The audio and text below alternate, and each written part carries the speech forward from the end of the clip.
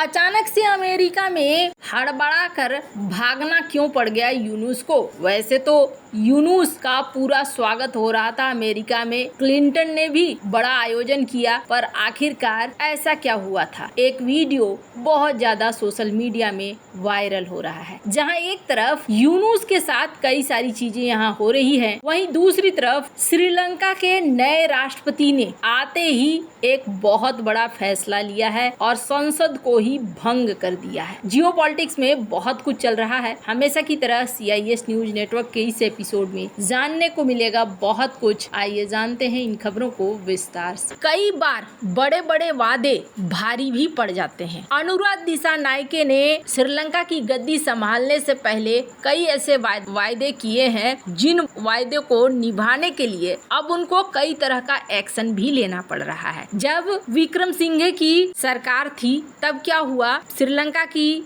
स्थिति दिवालिया होने वाली थी, तब इन्होंने बात करा रानिल विक्रमसिंघे ने और IMF से लोन अप्रूवल लिया $3 अरब का। इसमें चाइना, भारत, जापान गारंटर बने और जिसके बाद इनको लोन मिल गया। अब IMF जब भी लोन देता है तो कुछ न कुछ वो कड़ाई बरतता है और ऐसा ही पाकिस्तान के सीन में भी हुआ था। तो जैसे कि इमरान खान ने क्या किया, लोन तो IMF का मिल चुका था, इसके बाद इमरान खान ने छूट देना शुरू कर दिया, IMF के नियमों का पालन करने से मना करना शुरू कर दिया। तो क्या हुआ, जब ये लोन का बाकी हिस्सा लेने के लिए पहुंचे तो कई बार नाक रगड़ना पड़ गया IMF के पास। तो अभी क्या सीन है, अनुराग दिसानायके ने जीतने के लिए कहा कि भैया हम महंगाई कम कर देंगे। होता क्या है, जब IMF की शर्तें लगती है तो बहुत तरह के टैक्स वैक्स सब लग जाते हैं। जनता को ये समझ में नहीं आता है कि बहुत सारे टैक्स इस वक्त देश को बचाने के लिए जरूरी है। जनता को समझ में आता है कि हमारे जेब से बहुत सारा पैसा खर्च हो रहा है और कई ऐसे भी वर्ग हैं जिनके पास क्षमता नहीं होती है उतने पैसे खर्च करने के लिए, तो वो किसी न किसी तरीके से महंगाई से निजात चाहते हैं। ऐसे में कोई लीडर आए और कहे कि हम आपको महंगाई में छूट दिला देंगे तो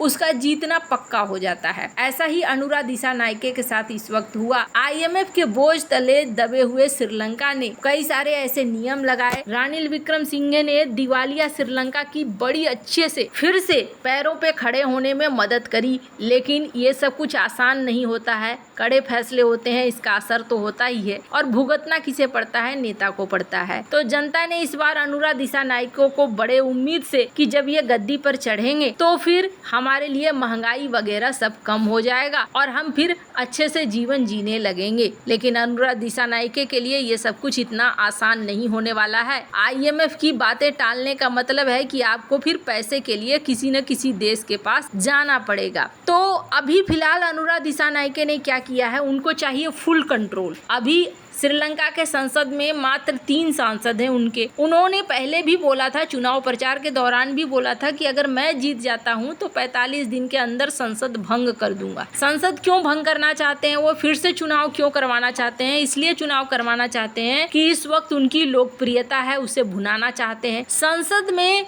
बहुमत हासिल करना चाहते हैं। संसद में अगर बहुमत हासिल हो गया तो फिर वो कोई भी नियम बना कर लाएंगे, कोई भी कानून बना कर लाएंगे, उसे पास कराना आसान हो जाएगा और फिर वो कड़े फैसले भी ले सकेंगे। इसी वजह से इन्होंने फिलहाल के लिए संसद को यहाँ डिसॉल्व कर दिया है। हालांकि संसद को भंग करने से पहले इन्होंने PM भी बनाया है और PM निर्वाचित किया 54 साल की विश्वविद्यालय प्रोफेसर हरिणी अमरसूरिया दिसानायके को। ये हरिणी अमरसूरिया को ये दिसानायके के मार्क्सवादी झुकाव वाले नेशनल पीपुल्स पावर गठबंधन से जुड़ी हुई हैं। वैसे तो ये भारत के दिल्ली यूनिवर्सिटी से पास आउट हैं और भारत से इनका कनेक्शन भी बढ़िया है, लेकिन अब सत्ता पर आने के बाद क्या होता है वो देखना होगा। अब बहुत सारा परिवर्तन श्रीलंका के अंदर भी आपको देखने को मिलेगा। खैर, जहां एक तरफ ये सब कुछ चल रहा है, वहीं दूसरी तरफ बांग्लादेश की ये तस्वीर देख रहे हैं आप। ये तस्वीर UNGA के बैठक के अलग से लिया गया है, जहां द्विपक्षीय बैठक हुई है और यहाँ पर बाइडेन किस तरीके से मुलाकात कर रहे हैं, एकदम खुशी का इजहार कर रहे हैं। PM मोदी की 3 दिनों की यात्रा के बाद यूनुस की यात्रा इस वक्त दुनिया भर में चर्चा की विषय है। हालांकि जिस तरीके से बाइडेन ने गले लगाया उसके बाद उनके पत्रकार भी सवाल कर रहे हैं। ट्वीट में देख सकते हैं डेरेक ओ ग्रोसमैन को, जो कि यहाँ कह रहे हैं कि ये थोड़ी जल्दबाजी है। ये भारत की तरफ भी इशारा कर रहे हैं कि भारत को बुरा लगेगा। हालांकि इनका स्वागत कई लेवल पर किया गया। स्क्रीन पर आप देख सकते हैं वोल्कर तुर्क, इन्होंने भी स्वागत किया। तो वहीं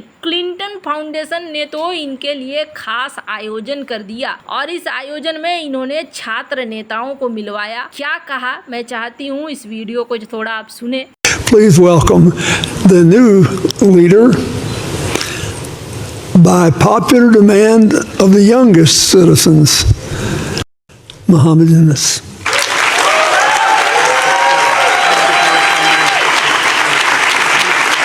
यहाँ पर आपने देखा छात्रों को मिलवाते समय इन्होंने कहा कि यही ने तो डिजाइन किया, यही वो नेता था, वो लोग समझ नहीं पाए। बहुत बार होता है कि लीडरशिप को हटा दो बस आंदोलन खत्म हो जाएगा। यहाँ तो पता ही नहीं चल रहा था कि कौन लीडर है, किसको हटाना है। तो बहुत अच्छे से डिजाइन किया गया था। ये उस क्रांति की बात कर रहे हैं जो बांग्लादेश में हुई थी, ये यहाँ पर व्याख्या दे रहे हैं। तो अमेरिका में बड़ा अच्छा इनका स्वागत हुआ। उसके बाद ये बैठक में भी पहुंचे और एक मजेदार UNHRC की बैठक में इन्होंने रोहिंग्या को लेकर कहा कि अब हमारी लिमिट हो गई है, अब हम ज्यादा नहीं ले सकते हैं, इसका कुछ उपाय निकालना होगा। कमाल की बात है कि यही वो अंतरिम सरकार है जब 2 दिन पहले अमित शाह ने ये कहा था कि बांग्लादेशी लोगों को जो घुसपैठिए हैं उनको वापस जाना होगा। तो इन्होंने भारत से कहा था कि आप ऐसी बातें कैसे कर सकते हो, ऐसी बातें करना ठीक नहीं है। तो जब अपने पे बात आती है तो लोग बदल जाते हैं, वो चीज यहाँ देखने को मिल रहा है। पर इन सब के बीच में यूनुस से PM मोदी तो नहीं मिले,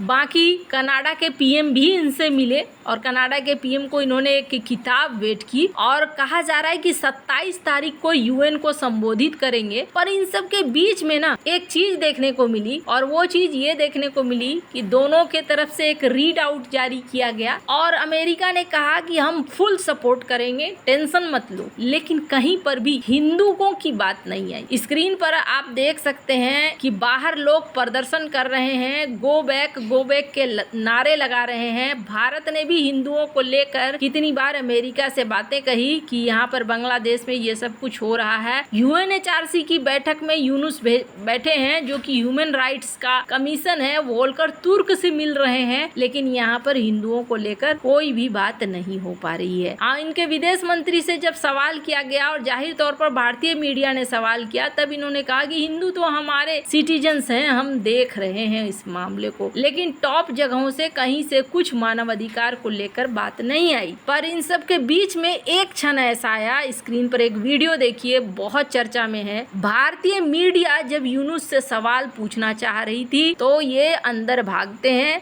अंदर चले जाते हैं और दरवाजे को बंद कर दिया जाता है। भारतीय मीडिया से ये बात नहीं करना चाहते हैं। क्यों? क्योंकि जाहिर तौर पर भारतीय मीडिया इनसे सवाल करती, हिंदुओं को लेकर सवाल करती, अनकंफर्टेबल हो जाते, जवाब नहीं दे पाते। पर जो भी है, आने वाले दिनों में बांग्लादेश जो सोच रहा है नया बांग्लादेश बनाने का, पता नहीं वो कैसा होगा, पर ज्यादातर चांस तो लग रहा है पाकिस्तान 2.0 की तरफ ये जा रहा है। वैसे आपको क्या लगता है इन सब मामले, आपकी क्या राय है, कमेंट कर जरूर बताएं। जल्द मिलते हैं अगले वीडियो में नई खबर के साथ।